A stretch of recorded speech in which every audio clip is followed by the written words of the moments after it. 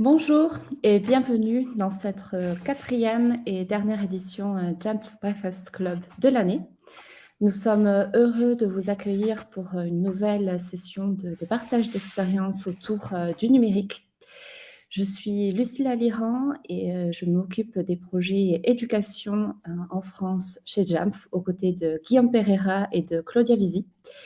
Et aujourd'hui, j'ai le plaisir d'accueillir Michael Vannereux, qui va nous raconter comment il a mis en place une stratégie d'iPad en déploiement individuel qui a permis de favoriser le travail collaboratif et la réussite au sein de ces établissements. Michael, pourriez-vous, s'il vous plaît, peux-tu, s'il te plaît, te présenter et présenter ton large champ d'activité, que ce soit tes différents rôles, puisque tu as plusieurs casquettes, mais aussi les différents établissements dans lesquels tu interviens. Bonjour Lucille, bonjour à tous. Donc merci de m'accueillir, merci à Jump de m'accueillir sur ce dernier événement 2022. Donc je suis Michael Vannereux, je suis enseignant de technologie et je suis aussi formateur et consultant numérique pour les établissements scolaires. Et je fais aussi partie du staff de formateurs APLS Apple, donc un groupe de formateurs que Apple a certifié de façon à pouvoir apporter une expertise et une expérience dans les établissements scolaires, voilà, pour les aider à avancer dans les projets numériques. Donc je travaille sur 2 établissements scolaires en tant que prof de techno, donc sur l'Ascension Mont-Blanc à Saint-Gervais et à l'ECR, un établissement qui est nouvellement nommé ADS, Apple Distinguished School, donc cette année. Donc je suis entré dans l'équipe de technologie de cette école. Donc voilà, au total, sur mes 2 établissements, on fonctionne avec des tablettes de partout. Chaque élève est en one-to-one. Donc on a comme une certaine expérience depuis quelques années. Et ensuite, de par mon activité indépendante de formateur et d'administrateur réseau, donc je gère à peu près 5 collèges et lycées, notamment beaucoup avec les apprentis d'Auteuil, avec qui j'ai beaucoup partagé et apporté une certaine expertise dans la mise en place de projets numériques, des tablettes au sein de leur COSM. Donc au total, sur ces établissements-là, une centaine d'enseignants qui sont équipés, pareil en one-to-one, parce que ça fait partie des règles du jeu pour avancer là-dessus. Et donc notamment dans les formations d'usage aussi, parce que donner du matériel c'est bien, mais aussi former les gens aux usages, c'est beaucoup plus important. Oui, tout à fait. Une des clés donc, voilà, dont vous me parlerez, oui. Voilà. Justement, pour revenir un petit peu sur pour comment vous avez mis en place toute cette flotte d'iPad, est-ce que, j'imagine qu'il y a eu différentes étapes, est-ce qu'on peut revenir sur ces étapes? Comment est-ce que ça a commencé et comment vous êtes arrivé in fine là où vous êtes aujourd'hui? Ça a commencé par déjà des directeurs assez visionnaires qui m'ont converti un peu là-dedans en donnant un peu les moyens et puis des idées. Et ensuite, derrière, on a lancé. On a commencé au début avec des petits ordinateurs. Donc on s'est lancé des petits ordinateurs Asus avec des systèmes d'exploitation Linux. Donc on s'est lancé là-dedans au départ. On voulait expérimenter, on voulait voir justement comment intégrer ça, et puis surtout gagner avec les manuels numériques, gagner de la place, de la taille, et aussi rentrer dans cette un peu nouvelle ère. Derrière, on a aussi pu, grâce à des mécénats, avoir les moyens de pouvoir acheter des iPads. Donc on a eu la fondation Orange, en tout cas pour les apprentis d'Auteuil, qui nous a financé des tablettes au départ, avec pour objectif de tester, de mettre en place, de voir avec les élèves. Et on a été évalué ensuite par un organisme indépendant qui a montré qu'il y avait quand même un intérêt. C'était pas la baguette magique qui aidait tous les élèves, mais en tout cas, il y avait un intérêt. Donc on a décidé de poursuivre, soit sur les fonds propres de l'établissement pour les classes mobiles, ou soit en équipant chaque élève d'une tablette. Par contre, on n'a jamais pu, très peu d'établissements, je pense, pourront le faire sur leurs fonds propres. Donc on a dû modifier, justifier, valoriser notre projet numérique au sein du projet d'établissement, de façon à ce que ça devienne non plus un projet, mais un fonctionnement. Et on a pu inclure les familles. Donc les familles maintenant financent l'achat de leur device, enfin de leur appareil. Et nous le supervisons grâce aux outils de gestion.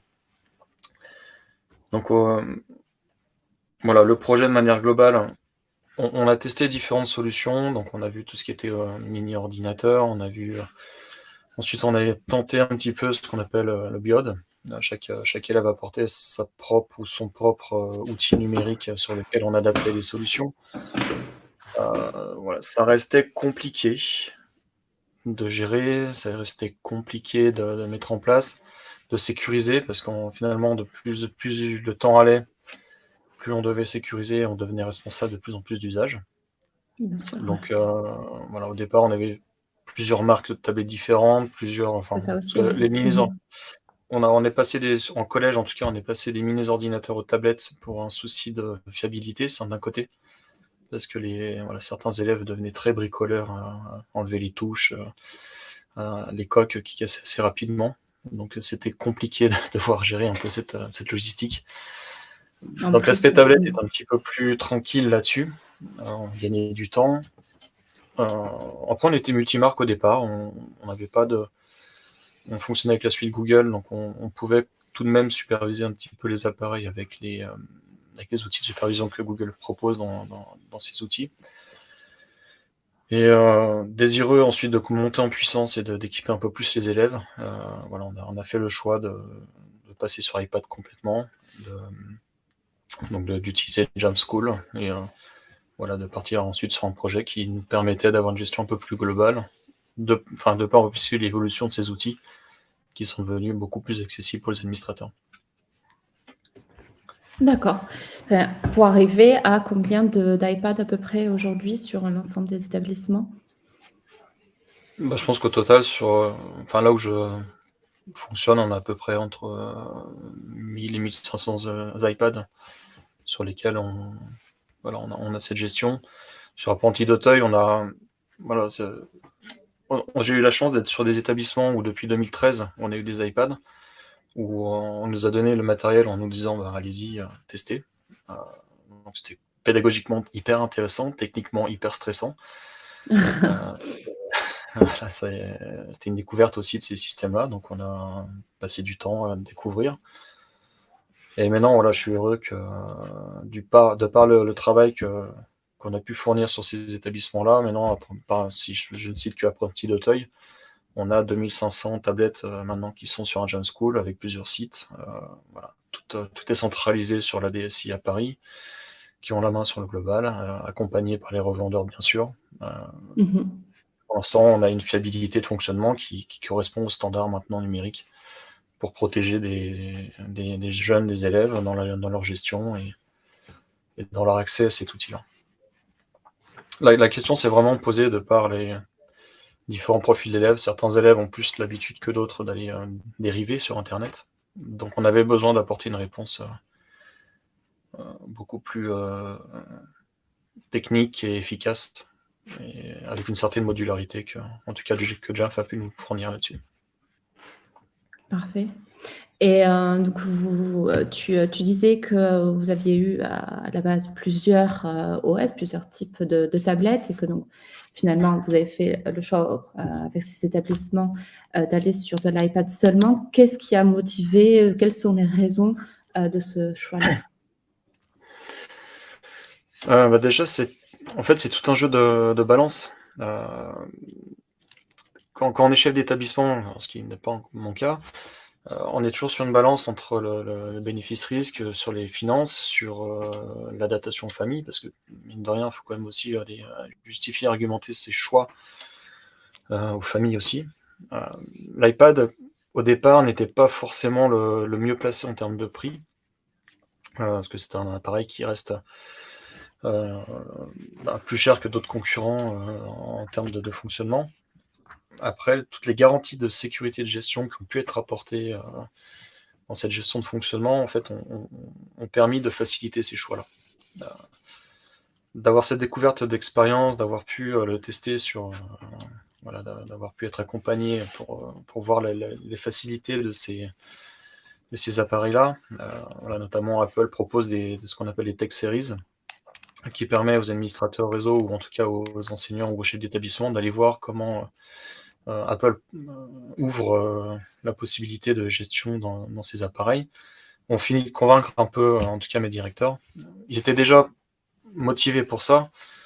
Après, on a comparé les temps de gestion aussi.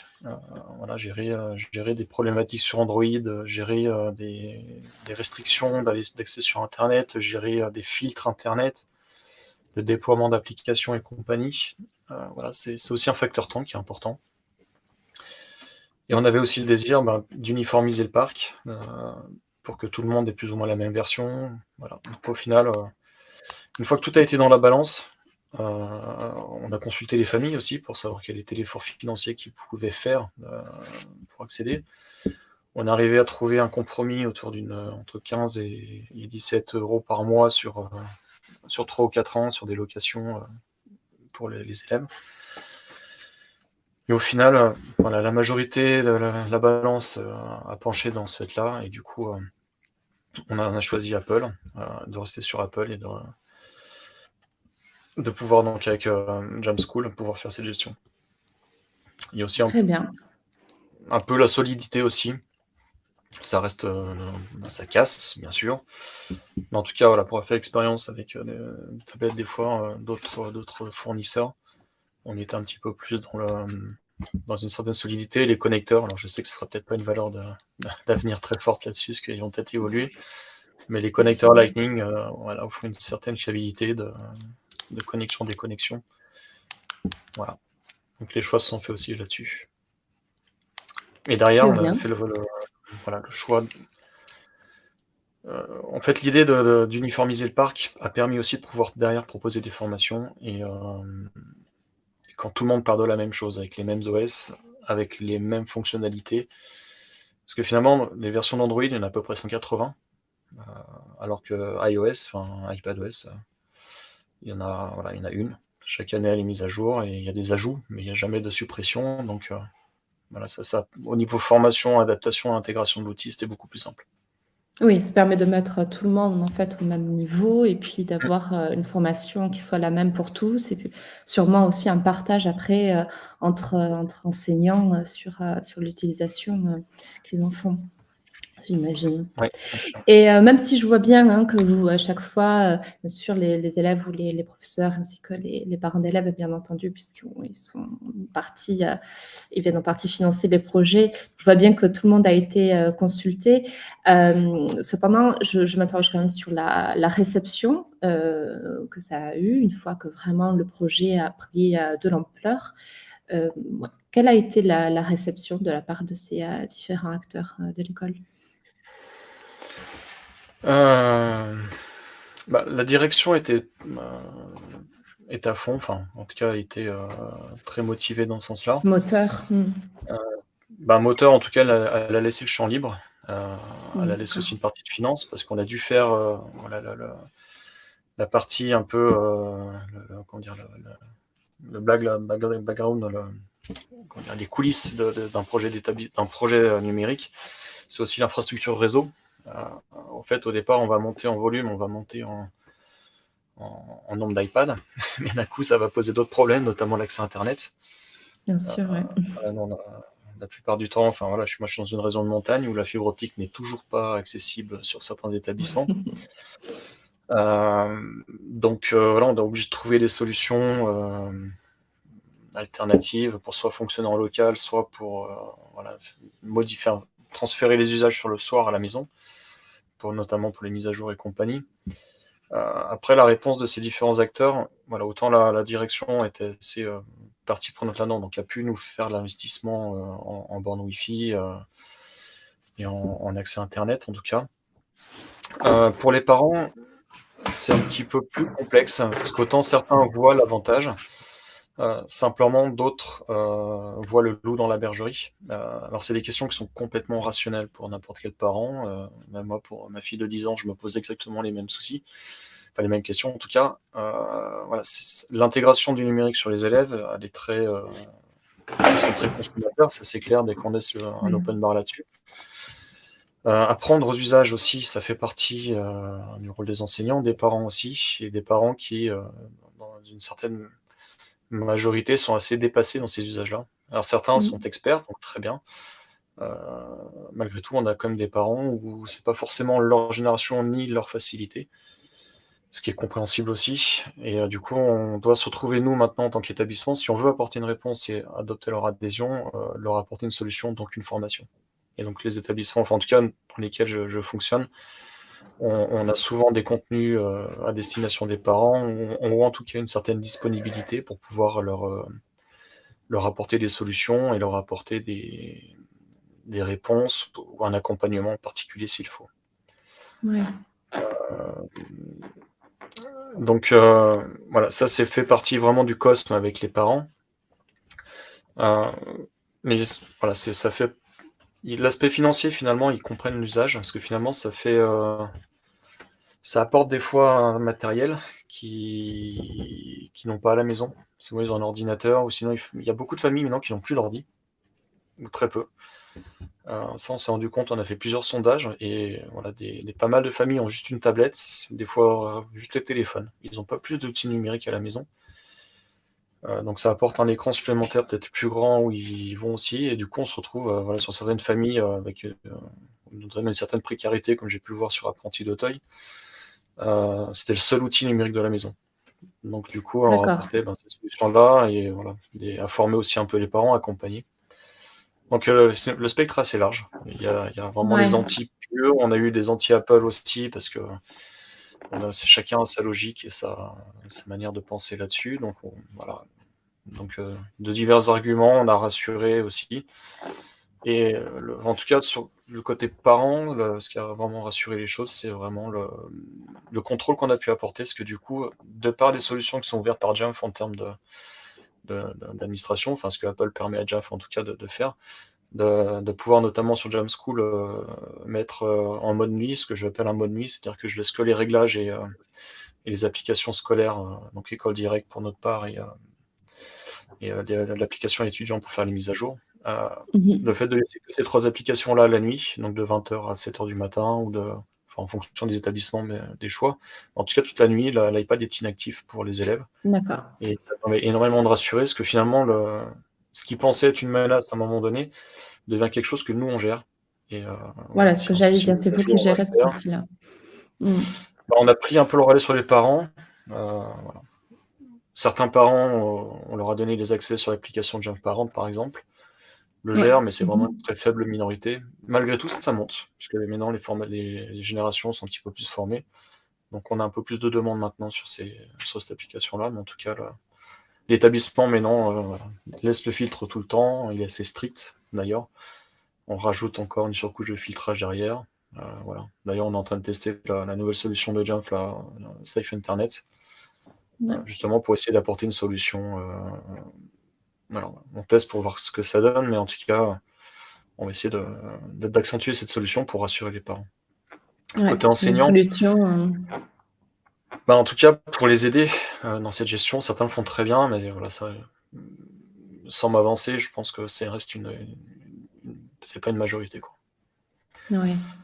Et Après, côté puis, c'est enseignant, pas forcément, l'intégration, pardon. oui. J'allais rajouter que c'est pas forcément, dépendant de la bonne volonté de chacun, puisque la navigation sur internet, a beaucoup de bons, mais aussi malheureusement beaucoup de mauvais pour des enfants, pour des élèves, et que, des sites, sur lesquels ils ne devraient pas se connecter, ils s'en créent chaque jour. Donc Bien sûr. et ça, que ce soit vous ou bien, des autres professeurs, vous pouvez pas avoir, la main dessus chaque jour, et c'est pour ça que l'important, c'est Bien plus une sûr. Après, c'est un solution enjeu qui de peut le faire. société qui est beaucoup plus grand, Ouais. sur lequel on reviendra tout à l'heure sur l'accompagnement aussi. Voilà, c'est un enjeu qui est encore beaucoup plus large. Et en tout cas, pour finir sur donc l'intégration dans les classes, pour les enseignants, on a leur faciliter aussi l'accès pour qu'ils puissent projeter très facilement leur tablette sur les tableaux avec un protocole AirPlay. Donc ils peuvent fonctionner, voilà, donc projeter comme ils veulent. On les a équipés. Donc là, c'est l'établissement qui, sur ses fonds propres, donc soit par l'intermédiaire de location, soit par l'intermédiaire d'achat direct, a financé des tablettes. Mais dans le meilleur des cas, ce qui a été fait, par exemple, à La Roche-sur-Foron, l'établissement a fait le choix d'équiper les enseignants avec un iPad, un clavier Logitech et un stylet aussi, pour leur donner un outil de travail complet. Et comme l'éducation nationale ne nous fournit pas d'outils professionnels, finalement, c'est l'établissement qui s'en substitue. Et c'est un des grands axes d'utilisation. Du coup, l'iPad, voilà, par les différents temps de formation qui est proposé, on les accompagne aussi. Donc, c'est d'où l'importance d'avoir un groupe pilote qui accompagne les enseignants, qui cherche un peu les bonnes pratiques, les bonnes solutions. Et finalement, d'avoir un peu... c'est...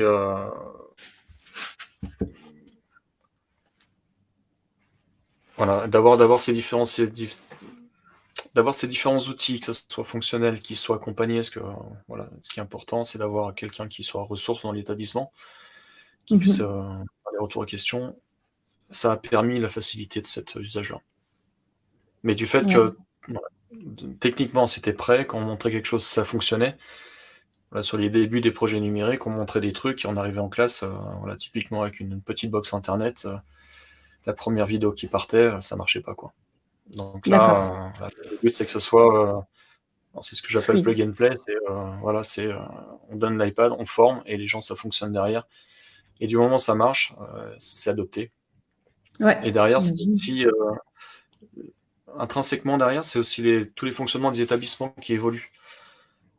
Vu que couplé à l'iPad, souvent il y a des systèmes d'information comme Google ou Microsoft qui se mettent en place, qui permettent de faciliter, fluidifier les flux d'informations, d'échanges, de fonctionnement avec les élèves. Et du coup, ça devient plus ou moins incontournable. Donc, de facto, le monde enseignant, du moment où lui-même est équipé, les élèves aussi, le pas à franchir est beaucoup moins douloureux que, par exemple, sur les classes mobiles où c'est très bien d'équiper en classe mobile, mais finalement, si on veut vraiment modifier les usages, on a oublié. Enfin, l'équipement individuel reste quand même, pour moi en tout cas, la meilleure solution. Oui, pour vraiment pousser le projet jusqu'au bout. Avant d'aller à ma prochaine question, je voudrais faire un lien.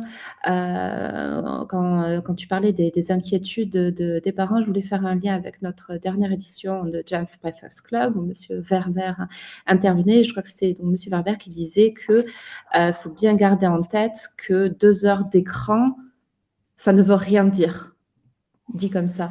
Il y a 2 heures d'écran de pur jeu qui vont pas forcément amener quelque chose et 2 heures d'écran sur des applications éducatives qui vont amener quelque chose. Donc, effectivement, c'est une manière aussi de rassurer les parents quand on introduit le projet, peut-être, c'est de dire que les temps d'écran ne sont pas les mêmes en fonction de leur utilisation. Bien sûr. Et puis ce que disait, juste pour compléter, ce que disait l'excellent Monsieur Verber, moi j'ai coutume de dire, de l'écran c'est bien, mais quelle est l'action en fait? Consommer de l'écran et rien faire devant, regarder une vidéo, pour moi il n'y a aucun intérêt pédagogique ni d'intérêt même éducatif. Par contre, c'est qu'est-ce que l'on fait avec? Et du moment où on rentre dans l'aspect créatif et action, là on va commencer à valoriser des choses et c'est du temps d'écran certes, mais du temps d'écran utile. Du moment où je fais les choses. Actif. Quel serait, tu as déjà parlé de la formation des enseignants sur lesquels on reviendra aussi un peu plus tard, je pense. Quels seraient d'autres conseils, à part celui-ci, que tu pourrais donner à d'autres établissements qui se lanceraient dans le projet de déploiement individuel? Le premier déjà, c'était d'avoir du support et de l'accompagnement. Parce que, autant, il y a eu un temps où les établissements scolaires faisaient chacun leur sauce dans leur coin, avec certaines très, très grandes réussites ou des fois moins. Maintenant, d'avoir une équipe projet, ça c'est sûr, d'avoir des gens en ressources, extérieurs ou intérieurs, ou après des gens de l'équipe qui montent en compétences aussi, d'où l'aspect de formation, d'accompagnement. Il y a... Pour moi, c'est vraiment de l'humain d'abord. Il y a cet aspect humain d'avoir des gens motivés, désireux de vouloir faire évoluer les choses. Aussi, voilà, de vouloir s'investir peut-être au-delà de nature. Voilà, parce que dans mon enseignant, c'est très peu codifié. On a quand même beaucoup enfin, une grosse partie de bénévolat dans nos actions. Parce qu'au prorata temporis, les questions de salaire sont d'ailleurs On dans n'y est pas? l'actualité actuelle. Mais en tout cas, voilà, si un enseignant désire vraiment s'investir, qu'on arrive à le valoriser d'une manière ou à l'autre via de ces actions-là, ça fait déjà un noyau dur avec d'autres enseignants autour. Et ça, c'est le premier point d'accroche. Ensuite, il y a l'équipement. Donc là, maintenant, on est sur des solutions qui sont hyper stables. En tout cas, dans le Cosmapple et sur Jamf aussi, c'est des solutions qui sont reconnues, qui sont stables, sur lesquelles il y a énormément de ressources. Donc là, voilà, maintenant, en 2013, j'aurais pas dit ça. Maintenant, oui, c'est clair que c'est très stable. Et voilà, l'infrastructure réseau derrière qui est aussi à faire évoluer avec des prestataires ou des partenaires qui apporteront des solutions. Voilà, avec il y a certains coûts aussi. Après, tout se calcule. Il y a voilà, certaines pratiques aussi qui peuvent être aussi intéressantes. Très bien. Je propose qu'on aille maintenant au cœur du sujet, c'est-à-dire vraiment de manière concrète, comment est-ce que tu utilises l'iPad dans tes différentes classes au quotidien et notamment comment tu mets en œuvre ce modèle appelé SAMR. Donc le SAMR, alors, ça vient un peu des pédagogies un peu style américaine, mais ça reste assez bien présent quand même sur la France. Donc, ce qu'on appelle le modèle SAMR, c'est la substitution, augmentation, modification, redéfinition. C'est toutes les étapes auxquelles voilà, le numérique va, enfin en tout cas les sciences de l'information et technologiques vont intégrer dans la salle de classe. Ça, c'est vraiment lié à la pratique enseignante. Voilà. Souvent, au départ, on est juste dans la substitution, on va gagner peut-être un peu de temps. Ce que je fais déjà classiquement en classe, globalement, si je donne pas une fiche papier, je vais donner un PDF. L'élève, il a la même chose sur sa tablette. Et, voilà, au lieu d'avoir imprimé une feuille de papier, j'ai transmis un PDF. D'accord. Voilà, ça c'est l'usage un peu voilà, de base que l'on peut mettre. L'idée, c'est vraiment d'essayer d'avancer, d'aller plus loin. Parce que d'un côté, la société évolue et je pense que c'est une nécessité aussi que l'éducation évolue là-dessus. C'est-à-dire qu'on va rentrer sur l'augmentation ou la modification des pratiques.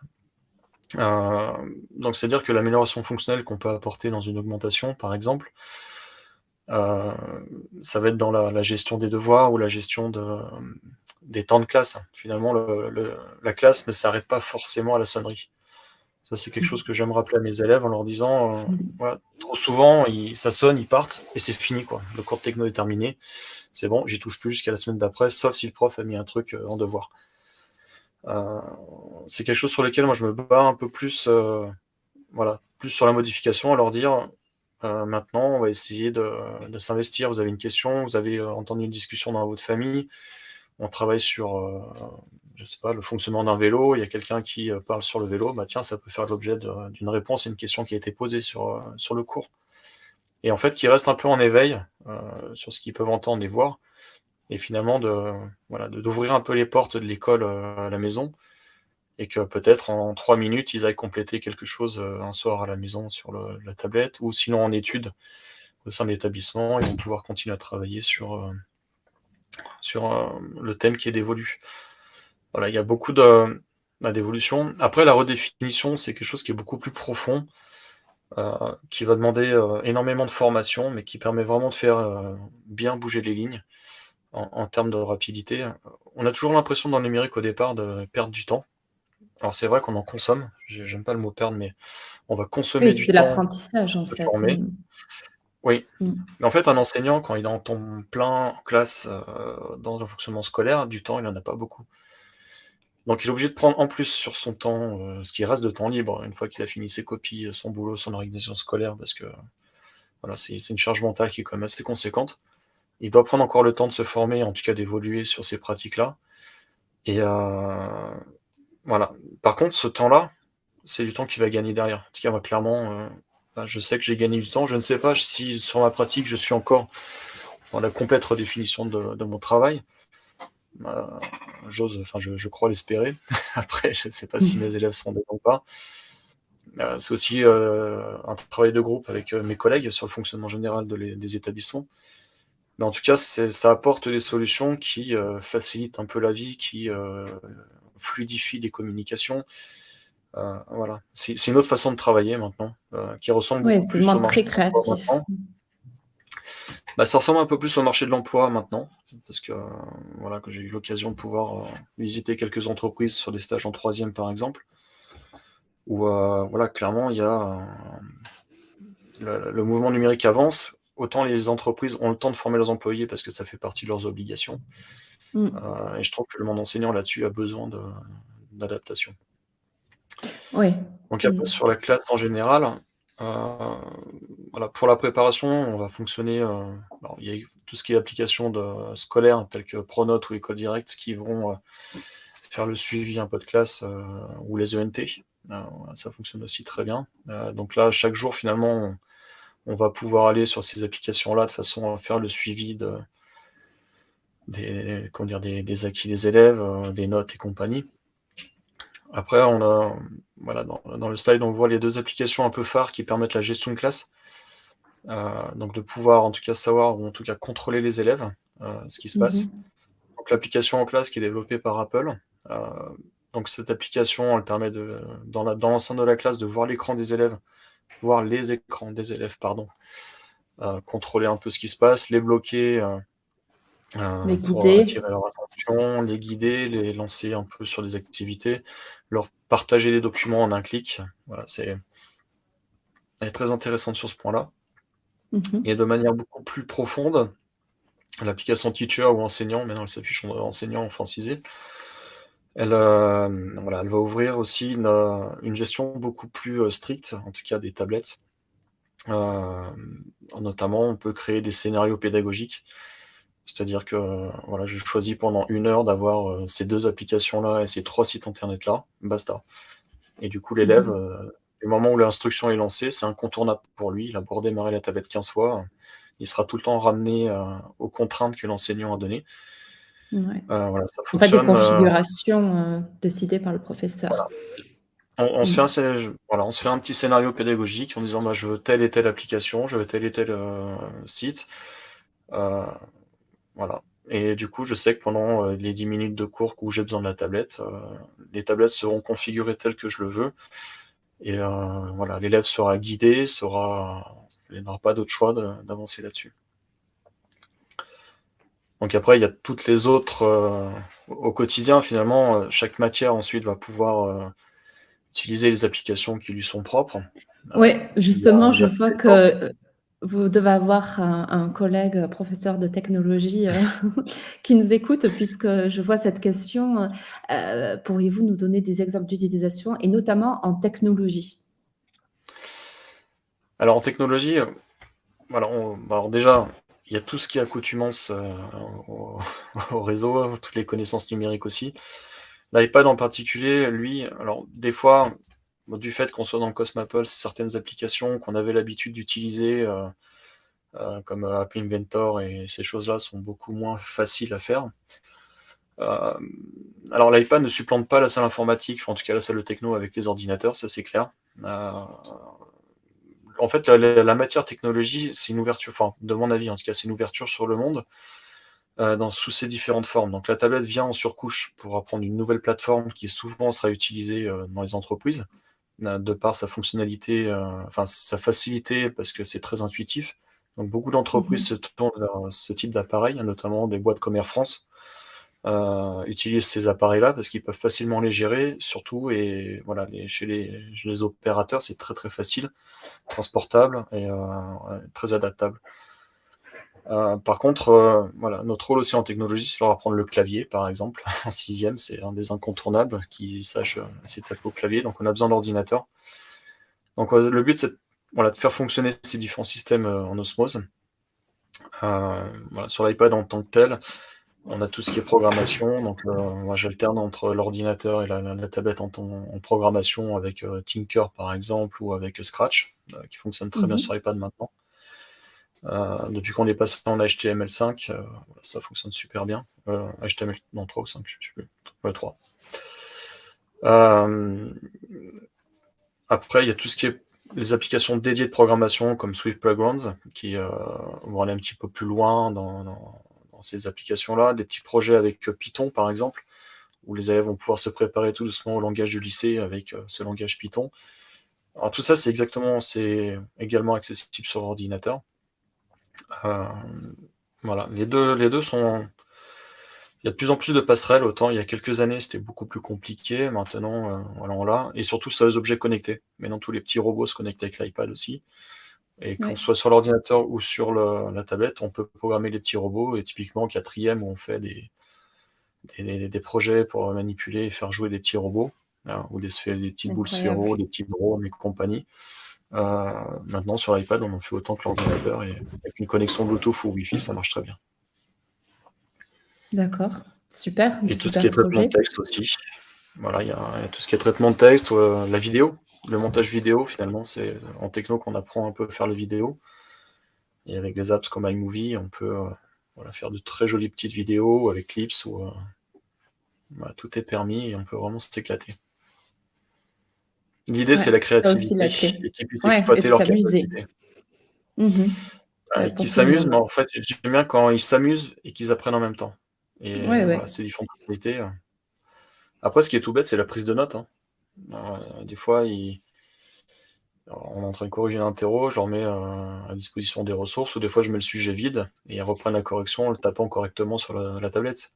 Le fait de le retaper, certains mémorisent beaucoup plus vite, par exemple. Ouais, C'est étonnant, ouais. mais c'est des nouvelles compétences. On pousse la mémoire un petit peu écrite. Mm. J'aimerais revenir, Michael, sur cette partie de la formation des enseignants, mais de manière également un peu plus concrète. Qu'est-ce qui est organisé pour pouvoir vraiment accompagner les enseignants lorsque ces iPads arrivent et qu'ils peuvent peut-être se retrouver démunis parce qu'ils ne les connaissent pas encore, parce qu'ils ont déjà un programme à tenir, etc.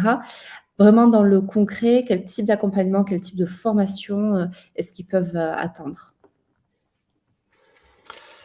Alors déjà, dans tout début de projet numérique, Apple a fait le choix, enfin, de par sa... je suis pas forcément dans le prosélytisme autour de la marque, mais en tout cas, Apple a fait le choix déjà d'être assez orienté éducation sur ses produits, et de proposer, en tout cas de forcer les revendeurs à proposer des contenus de formation. C'est-à-dire qu'une partie des D'accord. formations qui seront proposées aux établissements sont financées directement par Apple dans le cadre de l'achat de matériel. Alors, déjà, ça veut dire que du moment où un établissement scolaire veut se lancer dans un projet numérique, il va bénéficier de facto de 1, voire 2 ou 3 journées de formation en fonction des volumes, enfin plus ou moins, enfin pas des volumes, mais en fonction du type de projet, de façon à pouvoir l'aider déjà à partir sur ces projets-là. Et ensuite, derrière, c'est la volonté de l'établissement de vouloir intégrer ces pratiques. Donc la formation individuelle des enseignants, pour l'instant, sur tout ce qui est académique et compagnie, c'est très sectorisé par matière face aux outils qui sont disponibles dans les établissements publics. Après, il y a différents contenus de formation qui existent aussi, et sachant que voilà, tout le panel de formateurs Apple, en tout cas, qui sont en France, on est à peu près 85 formateurs. On Mmh. peut, voilà, les revendeurs peuvent nous conseiller pour les établissements scolaires, et on peut aller fournir des contenus de formation aux établissements en fonction de leurs besoins. Dans tous les cas, au niveau des formations, donc dans le cercle public, il y a beaucoup de... Voilà, certaines formations sont faites aussi par la DAN, enfin la DRAN, sur certains départements, qui sont de plus en plus moteurs, parce que beaucoup de départements et de collectivités ont fait le choix d'équiper en iPad, et ont donc des systèmes de formation qui sont donnés aux enseignants par les biais académiques. Dans la sphère privée, Il y a Formeris aussi, enfin d'autres structures aussi de formation qui proposent des formations avec des formateurs aux usages qui permettent de faire avancer les choses et de donner un peu d'inspiration et d'idées un peu aux équipes. Sachant que là-dedans, pour revenir à ce qu'on disait au départ, le plus important, c'est d'avoir ce petit noyau dur dans l'établissement qui, lui, va inspirer les autres. Pour Ouais, les l'instant, influenceurs. voilà. Là, je l'ai vécu. Oui, bien sûr. Je vais commenter aussi. Voilà, ce groupe pilote à l'intérieur, c'est vraiment, enfin, moi j'ai pu vivre plusieurs fois dans différents établissements. C'est le nerf de la guerre pour moi. Voilà. Si un établissement scolaire n'a pas son noyau dur d'enseignants qui sont intéressés, quand même valorisés, parce qu'une tape dans le dos, ça fait comme du bien de temps en temps, d'être voilà, équipés aussi. Ils vont aller chercher plus loin, ils vont essayer de réfléchir avec les élèves, ils vont être moteurs, créatifs, parce que le monde enseignant est extrêmement créatif. Voilà, du moment où on a les conditions pour bien travailler, voilà, on se fait vraiment plaisir avec les élèves, et du coup, on a envie de faire des choses et de se former et de prendre du temps pour ça. Donc, du coup, tous ces contenus-là de formation, voilà, enfin, pour moi, un directeur, du moment où il a un staff d'enseignants, ou en tout cas un groupe pilote qui a vraiment envie, qui est désireux de progresser, il y a des formations qui existent avec différents acteurs académiques, des acteurs voilà, régionaux avec des instances, enfin, des associations comme Formeris ou comme d'autres acteurs, ou même des sociétés de formation. Il y a beaucoup de sociétés de formation qui se sont créées maintenant, qui sont labellisées sur des gros organismes comme Formeris, qui peuvent monter des dossiers, et c'est des formations qui coûtent quasiment rien à l'établissement, vu que c'est lié à des cotisations. Donc voilà, tout est.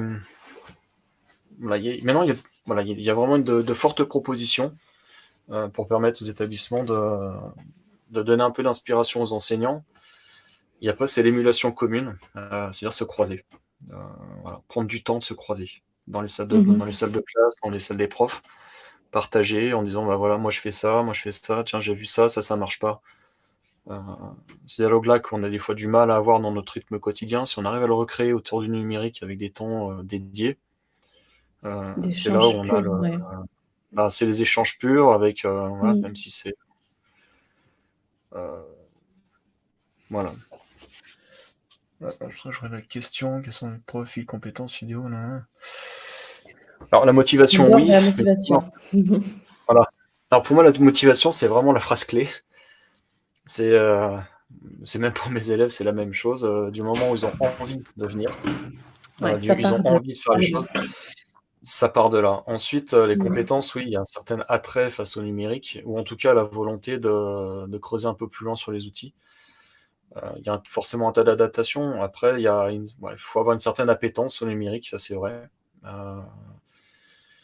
Parce que voilà, des fois ça bug, des fois il n'y a pas de Wi-Fi, parce que il y a eu une coupure de courant, et puis la borne Wi-Fi ou la borne Internet s'est pas remontée, ou le serveur est tombé parce qu'il y a eu un bug. Donc du coup, voilà, les différentes compétences, c'est une capacité d'adaptation, une certaine motivation et une appétence au numérique.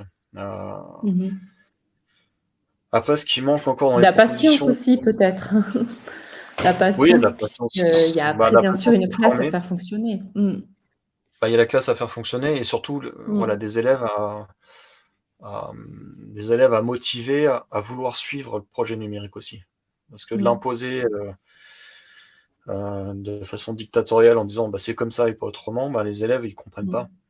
Par contre, de les intégrer tout doucement dans ce domaine numérique en leur donnant 2-3 motivations et d'intéressement, en leur montrant l'utilité de l'outil, au-delà de l'aspect ludique, souvent il y a des élèves qui vont se découvrir créatifs et qui vont exploser parce qu'ils se régalent.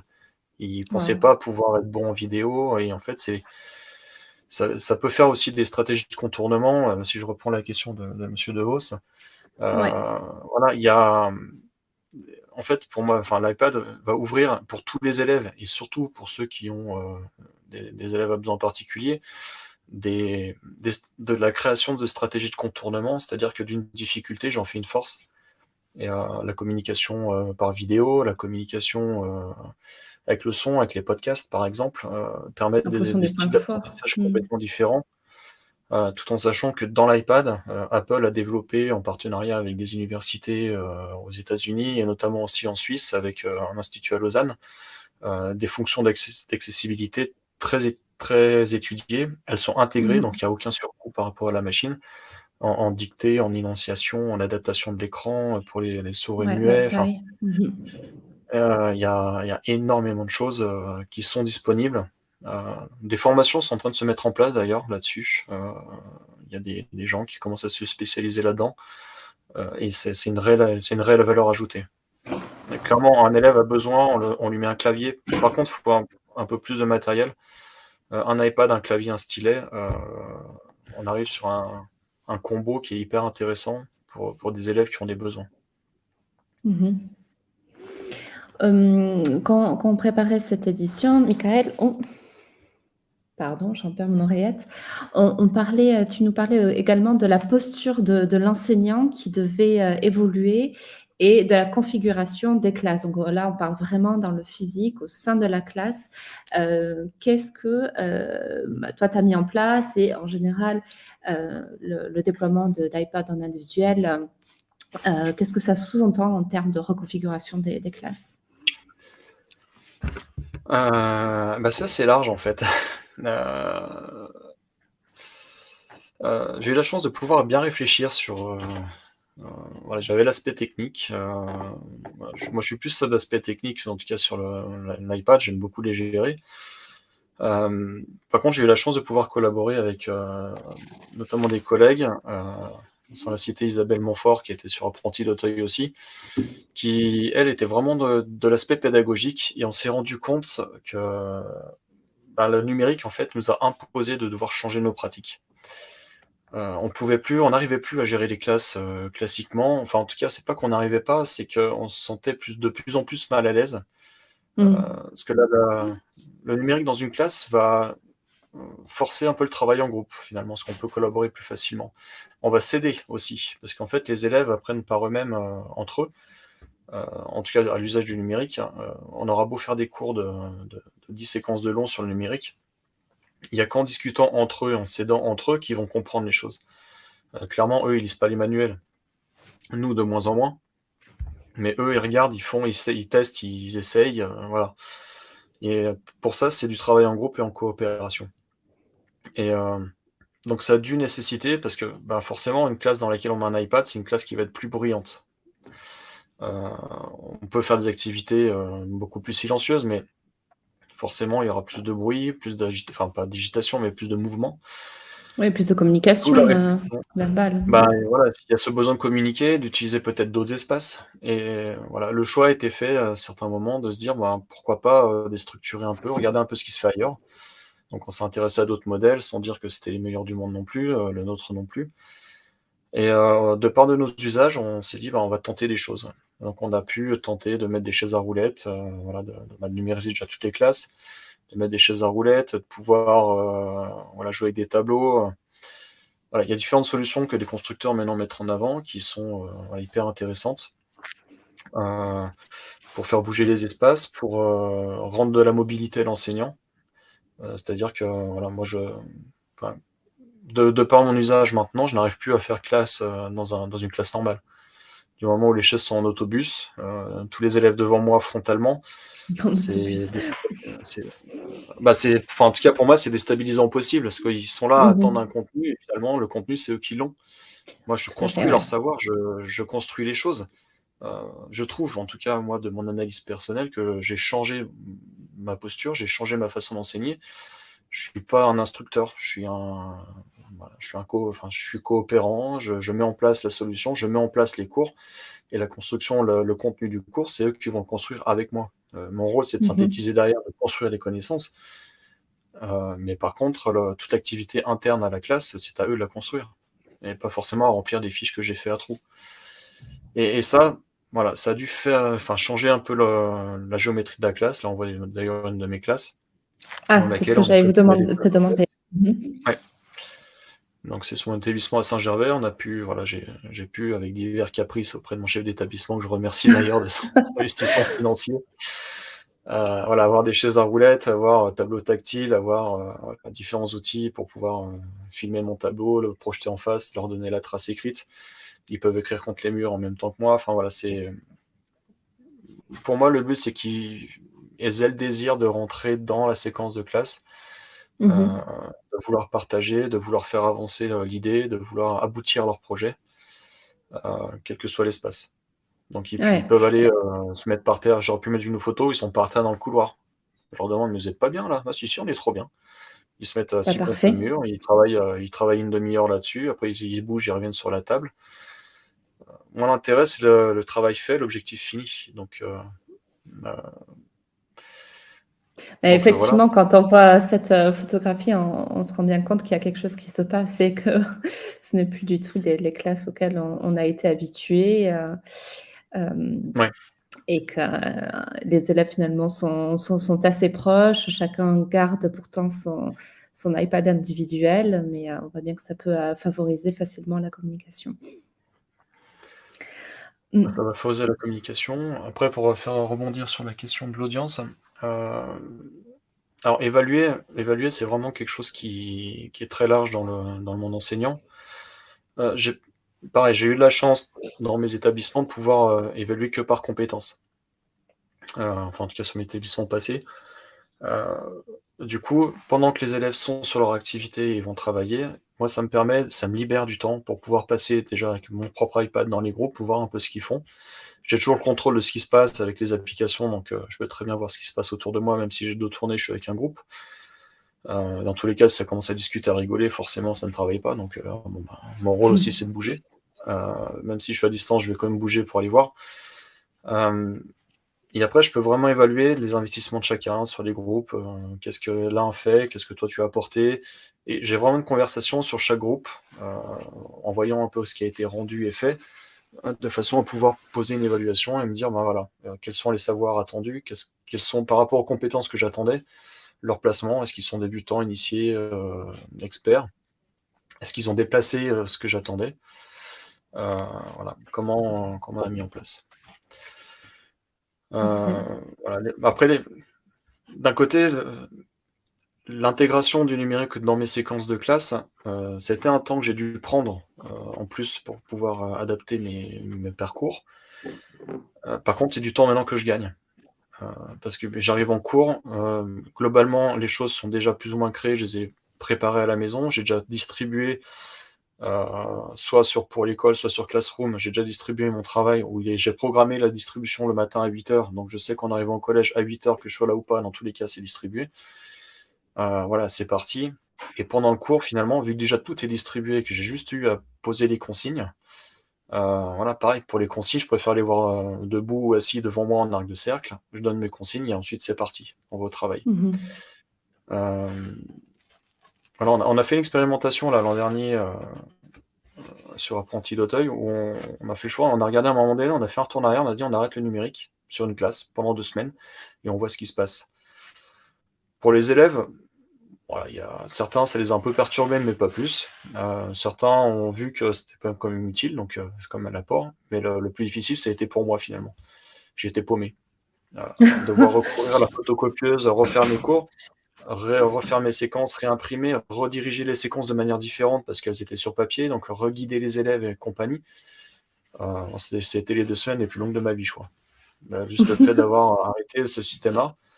Alors que finalement, avec le numérique, je leur mets les séquences, ils ont tout déjà sur leur tablette, je vais les aider de manière ponctuelle, je vais faire le tour et là, j'ai vraiment, enfin, voilà, maintenant, c'est vraiment, mes standards et j'aurais du mal à enseigner différemment.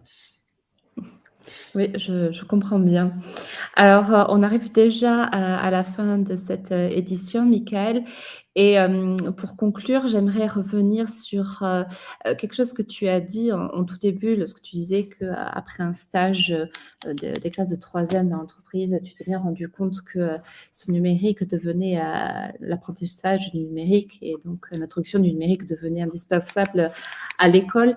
Qu'est-ce que ça veut dire aussi en termes de responsabilité des établissements pour le futur? C'est un très gros, c'est un très gros challenge. Hem, on doit former les élèves et les enseignants, sont malheureusement très peu formés. Par exemple, on a la plateforme Pix sur laquelle, on doit former les élèves et leur faire passer une certification en fin de troisième. Souvent, c'est de l'adage du prof de techno ou des profs de sciences ou des, responsables de niveau qui, voilà, qui doivent gérer ça et au final, on trouve les élèves, ben, ils comprennent pas pourquoi c'est et on a une énorme éducation à faire entre l'esprit critique. L'esprit critique, c'est une des compétences du XXIe siècle, qu'on va demander aux élèves, d'avoir une critique sur, un œil critique en tout cas sur l'information diffusée par internet, parce que là justement il y a aucun filtre. Donc on doit les former à ça, et ça c'est pas une masse à faire. Hem Et on doit aussi les former à une certaine, habitude, parce que maintenant tout se fait en numérique. Ça, je commence toujours mon début d'année là-dessus et de plus en plus. Maintenant, tout est dématérialisé. Toute la gestion, les aides sociales, les impôts, les permis, tout, enfin, heu, moi si je fais un pas en arrière, je regarde ma gestion à l'heure actuelle de ma vie administrative en France, tout passe et enfin même mondial, hein, tout passe par le numérique et le covid a fait exploser, ces usages-là. Accéléré. Accéléré et du coup, bah, tout passe par le numérique et nos élèves là, ils sont là et ils arrivent en début de 6e, ils ne savent pas, retenir une adresse email et ils ont du mal à taper un mot de passe et donc voilà, l'enjeu il est énorme, c'est-à-dire qu'ils doivent apprendre à comprendre leur sécurité numérique, à voilà, gérer des mots de passe, à les changer de temps en temps. Ils doivent apprendre à s'habituer et surtout à aller faire des démarches en ligne, donc à aller déposer des documents, aller, voilà, traiter des documents et ça fait partie des compétences sur lesquelles on a un devoir, nous, en tant qu'enseignants, de devoir les former et voilà, si on regarde les programmes de l'éducation nationale, bien sûr qu'on est poussé à le faire, mais finalement, quel est le temps qu'on nous donne pour le faire? Ça, je reste un petit peu plus, circonspect sur la question. Ouais. Donc voilà, les enjeux sont énormes et pour moi, même si des fois on peut avoir des discours qui soient, d'électronisme, ou voilà, de vouloir repartir en arrière sur des pratiques, OK, je les laisse faire, mais par contre, voilà, pour moi, ça fait partie de voilà, les entreprises maintenant, ils sont sur, Office ou sur Google ou peu importe, ça doit collaborer, ça doit tourner et voilà, c'est des compétences sur lesquelles, heu, on peut pas se passer. Même si on peut être en désaccord, le monde dans lequel on va vivre à l'avenir, heu, enfin les élèves vont vivre en tout cas sera baigné dans ce numérique-là, donc il faut qu'ils soient formés. Ouais, donc c'est vraiment un objectif aussi de professionnaliser tout cela. Mmh. Parfait. Michael, merci beaucoup, 1000 fois pour ton partage, Merci à vous. d'expérience. J'espère que ça a aidé, beaucoup d'autres professeurs ou chefs d'établissement, à réfléchir sur leur projet de déploiement individuel d'iPad et puis au-delà, sur tous les acteurs du numérique, à l'école. Et puis, on se retrouvera pour un Jam Breakfast Club, début 2023 et je vous remercie à tous de nous avoir écoutés et je vous souhaite une excellente fin de journée. Au revoir. Merci beaucoup. Au revoir Au revoir. Michael.